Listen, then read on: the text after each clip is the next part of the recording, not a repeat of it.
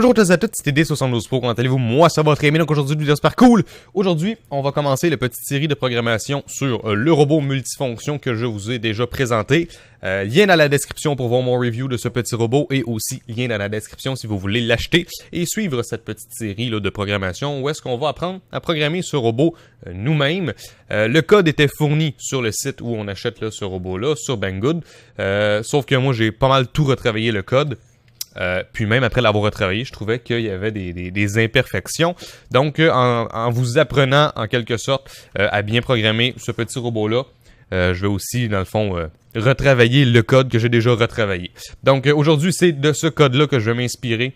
Le code que j'ai déjà retravaillé pour faire les petits bouts de code qu'on va faire aujourd'hui, parce que ça va être fait de façon modulaire, c'est-à-dire qu'on va apprendre à contrôler chacun des systèmes séparément. Puis ensuite, dans le dernier épisode, par exemple, on va tout mettre ensemble, puis ça va faire notre robot complet multifonction. Aujourd'hui, dans la vidéo, ce qu'on va apprendre à faire, c'est contrôler nos moteurs avec le moniteur série, c'est-à-dire je vais envoyer une lettre, puis ça va le faire avancer, reculer, tourner, pivoter. Et vu qu'on va apprendre à le faire avec le moniteur série et qu'on a un module Bluetooth qui communique par communication série, ben après la vidéo d'aujourd'hui, vous allez pouvoir utiliser votre téléphone pour contrôler le robot, avancer, reculer, tourner, etc. Donc, c'est pas plus compliqué que ça. Donc, commençons tout de suite le code. On va commencer par déclarer les variables, donc entre autres pour nos GPIO. Et avant, on va regarder une petite image que je vous ai si bien dessinée et que j'ai importée dans GIMP. Donc ça, c'est un petit dessin que j'ai fait pour représenter là, comment que ça fonctionne, là, la drive en fonction avec les moteurs. Donc ça, c'est notre petit robot juste ici.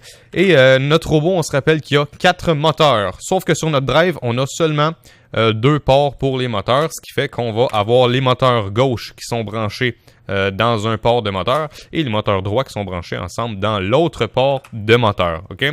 Ce qui fait que quand que je vais allumer moteur gauche, c'est les 2 moteurs de gauche qui vont bouger. Quand je vais allumer moteur droite, c'est les 2 moteurs droite qui vont bouger.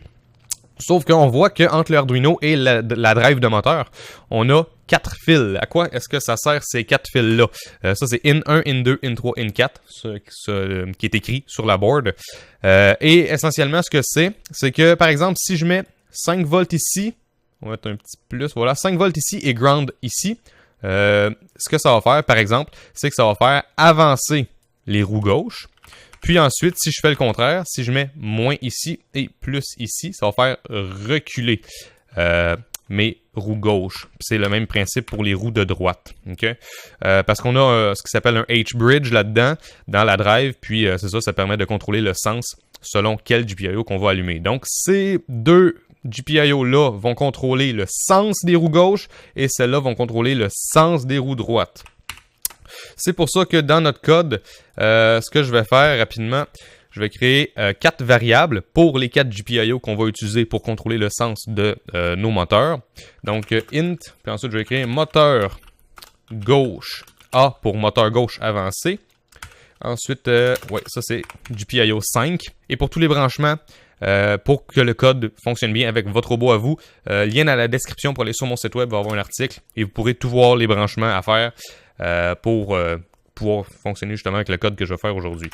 Int moteur gauche R pour reculer. Ça va être branché sur GPIO 6. Int moteur droit avancé, ça c'est GPIO 11. Et int moteur droit reculé, ça c'est GPIO 10. Donc la raison pour laquelle je fais ça comme ça, c'est que je sais que si je veux avancer, il va falloir que je mette GPIO 5 à high et reculer, ben, je vais le mettre à low parce que je veux avancer. Puis je vais savoir que quand que je veux reculer, ben, je vais mettre gauche avancé à low. Puis je vais mettre gauche reculé à high. Même chose pour le moteur droit. Donc voilà, on va toujours traiter ça comme en paire un petit peu. Voilà. Donc maintenant que ça c'est fait, on va créer notre variable qu'on va utiliser pour gérer ce qu'on va recevoir par la communication série. Donc un char parce que ça va être des lettres qu'on va recevoir, des caractères. Puis on va l'appeler valeur série par exemple. Voilà, puis il n'y a pas de données à initialiser ici. Maintenant, dans le setup, on va faire nos pin mode pour dire au Arduino, ben ça c'est une pin qui est un output, etc. pour lui dire le sens que les pins vont fonctionner. Mais juste avant, on va faire un petit serial.begin à 9600 baud, le classique, pour initialiser la communication série. Puis ensuite, on va se faire un open mode, moteur gauche A, output. Voilà. Puis là, je vais juste copier-coller ça. Oups. Faire ça. Excellent. Ensuite, moteur gauche reculé. Moteur droit avancé. Et moteur droit reculé. OK, là, on a donc nos outputs. Maintenant, je propose qu'on aille tout de suite traiter la loop. Donc, on se rappelle que le setup, c'est un code qui va juste passer une fois dans le microprocesseur et la loop, c'est toujours à l'infini. Loop, ça veut dire boucle. Donc, voilà. Ce qu'on va faire maintenant, c'est qu'on va lui dire if serial.available, je ne sais plus écrire.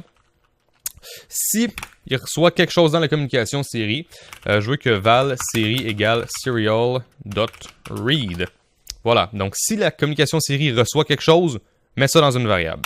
Et vu que c'est un if avec seulement un élément dedans, on n'a pas besoin de mettre là, des brackets comme ça, c'est comme pas nécessaire. Voilà, donc on va sauver un petit peu d'espace avec ça. OK, maintenant qu'on a reçu quelque chose, que c'est dans une variable, ce qu'on va vouloir faire, c'est traiter cette variable-là. Donc, moi j'ai un clavier QWERTY, puis sur un clavier QWERTY, en fait, je vais juste vous montrer là, rapidement, là, ça ressemble à quoi un clavier QWERTY pour que tout le monde soit super content. Là. QWERTY... Image. OK. Quand on joue à des jeux vidéo, là, nous, avec les claviers QWERTY, W c'est avancé, A ça va être gauche, S reculé, D ça va être droite, et puis moi je vais mettre le bouton Q pour arrêter. Donc vous, si votre clavier c'est un AZERTY, ben vous n'êtes pas obligé d'utiliser les mêmes lettres que moi pour donner les commandes au robot. Moi je vais prendre les commandes qui sont en lien avec mon clavier parce que je trouve que c'est chouette le WASD. Voilà. Donc les lettres que je vais utiliser maintenant dans le traitement, vous pourrez les changer à votre guise. Faut juste comprendre le concept en fin de compte. OK. Donc, if val série égale apostrophe et une lettre que vous voulez. Moi, je vais mettre W. Parce que comme je vous ai dit, pour moi, W, ça va être avancé. OK? Donc, si val série est égal à W, W on le met en apostrophe parce que c'est un caractère. C'est pas une chaîne de caractères, c'est juste un. Donc, c'est un char. OK. Si val série égal à W, si j'ai reçu un W, ce que je veux lui dire, c'est avancer. Donc ça, avancer, en ce moment, c'est une fonction qui n'existe pas. On va la créer juste après. Je vais juste finir le traitement avant, puis on fera ça.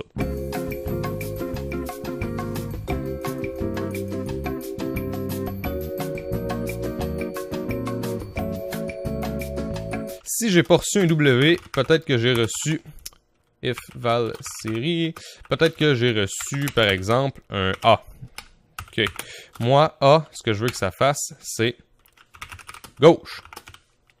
OK. Else if. On va faire ça pour toutes les lettres. Si j'ai reçu un S. Voyons, j'ai de la misère à écrire. Si j'ai reçu un S, je vais aller à droite.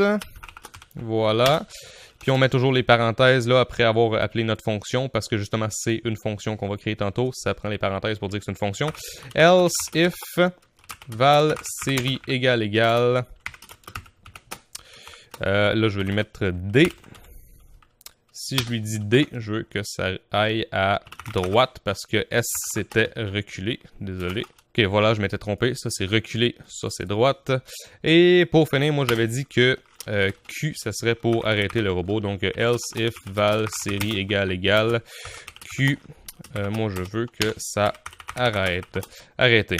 Donc, avancer, gauche, reculer, droite, arrêter. Je pense qu'on a tout. Avancer, gauche, reculer, droite, arrêter. Parfait, parfait, parfait. Sauf que je pense qu'on peut aller encore une petite étape plus loin. On peut aussi dire pivoter. Je vous expliquerai tantôt c'est quoi la différence entre tourner et pivoter. C'est pas très compliqué. Mais bref. Else, if, val, série. Moi, si je veux, je vais retourner sur mon clavier. Si je veux pivoter à gauche, je vais dire Z. Si je veux pivoter à droite, je vais dire X. Donc, c'est juste en dessous de mon WASD. Donc, si val série est égal à Z, je vais lui dire pivoter gauche. Et puis, else if val série égale X, je vais lui dire pivoter droite. OK. Puis, il n'y aura pas de else parce que, si j'ai pas reçu ça, je veux rien faire. Donc, voilà. Il n'y aura pas de else tout seul. Donc, on a fini de faire le traitement de données. Donc, là, c'est vraiment juste if, else if, else if, else if. On aurait pu faire un switch case, sauf que vu qu'il y a juste une ligne dans chaque condition, c'est juste plus rapide de faire un else if. Ça va pas faire une grosse différence. OK. Maintenant qu'on a ça, nos fonctions avancées, gauche, reculée, droite, ça veut rien dire pour le Arduino. Si je fais compiler, on voit... Ça veut rien dire, ça, avancer. Donc, moi, je vais mettre mes fonctions entre le setup et le loop. Void, avancer. Donc, une fonction void, ça retourne rien. C'est exactement le type de fonction qu'on veut. Et dans avancer, moi, ce que je veux faire, bien sûr, c'est faire avancer les roues de gauche et les roues de droite. Donc, digital right. Et aussi, vous pourriez utiliser analog right pour envoyer du PWM dans les moteurs. Les pins qui sont là, 5, 6, 11 et 10, c'est des pins PWM. Si vous voulez seulement faire aller vos moteurs à 50% ou 75%. Moi, je vais juste utiliser digital right parce que je veux que ce soit à 100%. Moteur gauche A. High. Ensuite, je vais copier, coller tout ça. OK. Moteur gauche A. High. R. Low. Ensuite, moteur droit A. High. Et moteur droit R.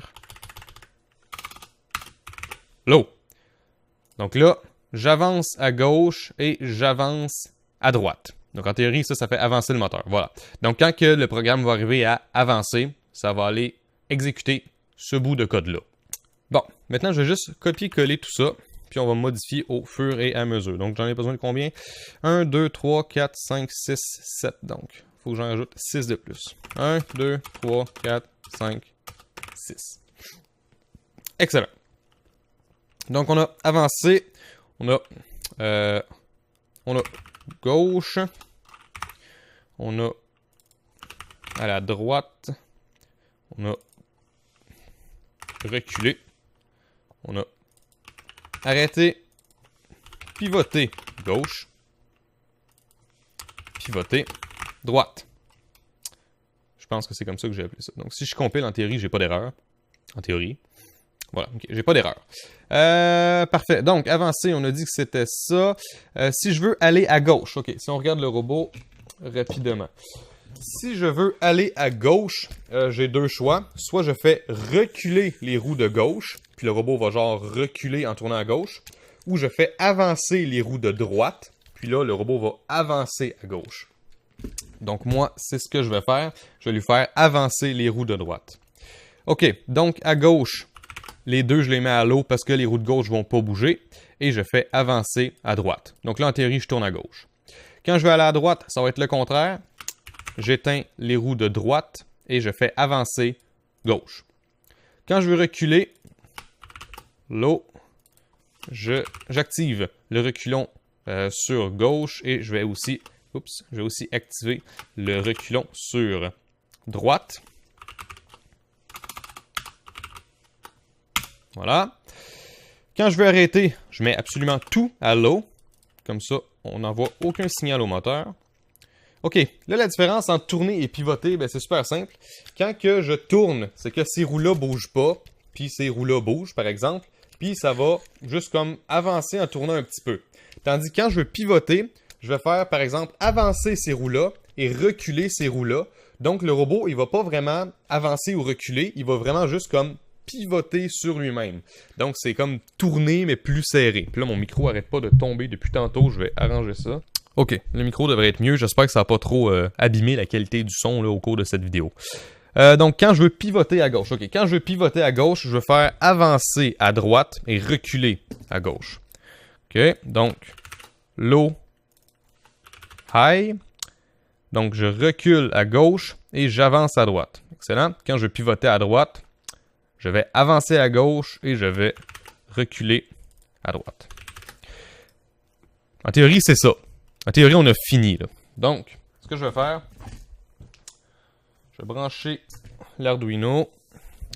Je vais choisir le bon port. Je vais balancer ça dedans. Ça upload. J'en profite pour dire que si vous avez le module Bluetooth qui est connecté au Arduino pendant que vous essayez de programmer l'Arduino, ça ne va pas fonctionner. Il faut déconnecter le module Bluetooth de la communication série parce que sinon ça rentre en conflit avec le programmeur. Donc voilà. ça va vous donner une erreur si vous essayez de programmer l'Arduino pendant que le module Bluetooth est branché. Sauf qu'une fois que c'est programmé, on peut brancher le module Bluetooth. Donc juste avant, je vais mettre les batteries dans le robot, puis je vais vous le montrer à vous avec la caméra quand ça va fonctionner. Mais juste pour tester, on va faire ça rapidement. J'allume ça. OK. Donc, moniteur série. Excellent. Donc là, je vais lui dire... on va sûrement l'entendre dans le microphone. W, ça devrait avancer. Oui. Q, ça devrait arrêter. Excellent. A, ça devrait aller à gauche. Oui. OK, encore une fois, Q pour arrêter. S, on recule. Oui. D, on va à droite. Oui. Ensuite, Z, on pivote à gauche. Oui. Et X, on pivote à droite. Oui. Excellent. Donc, ben voilà, hein, on a déjà fini de le programmer. J'ai utilisé une application, en fait c'est la même que quand j'ai fait le review là, sur le petit robot. Comment que ça s'appelle déjà? C'est sur Android, il y a sûrement des équivalents sur iOS. Ça s'appelle, je crois, Bluetooth Serial Controller. Puis je me suis fait une petite manette que je vais vous montrer là, tantôt avec la caméra, mais essentiellement ça va me permettre de contrôler là, le robot super facilement. Donc voilà, on a fini avec l'ordinateur déjà, c'était pas plus compliqué que ça, programmer les moteurs. Donc on va sauter à un autre angle de caméra où ce que je vais comme tout vous montrer. Ok, alors je vais allumer le robot. Mon module Bluetooth est bel et bien connecté. Ce que je vais faire maintenant dans l'application Bluetooth Serial Controller, je vais cliquer sur la petite loupe. Et là, j'ai le choix de tous les trucs que je peux connecter dessus. Moi, c'est le HC06. Donc là, ça dit que ça se connecte. Je suis connecté. Là, vous voyez la petite manette que je me suis fabriquée. C'est super simple à paramétrer. Je vais dans les paramètres. Et une fois dans les paramètres, je clique sur Name. Et sur Name, j'ai le choix en fait, d'afficher qu'est-ce que je veux sur chaque bouton. Donc moi, j'ai mis des petits icônes. Puis ensuite, je vais dans Commande. Ensuite, je choisis le bouton que je veux et je dis la lettre que je veux que ça envoie, tout simplement. Ok, donc ça m'a donné une chouette petite manette comme ça. Donc on va regarder ce que ça donne. J'avance, j'arrête, je recule, j'arrête, je tourne à droite, je tourne à gauche. Je pivote à gauche, là vous voyez la différence, et je pivote à droite. Puis comme vous pouvez voir, il n'y a pas trop de délai, hein. C'est assez instantané. Assez instantané. Là, je vais me déplacer un peu, on va voir si ça capte d'assez loin. Ok.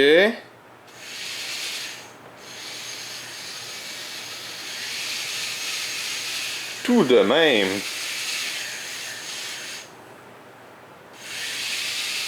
Et voilà. Donc, comme vous pouvez voir, ça fonctionne. J'espère que vous avez aimé cette première petite vidéo sur le robot multifonction, apprendre à le programmer. Donc le code sera sur mon site web, lien dans la description. Et n'hésitez pas à me rejoindre sur tous les réseaux sociaux, YouTube, Facebook, Twitter, Google+, et Instagram. Et moi je vous revois une prochaine fois dans une autre vidéo. Ciao tout le monde!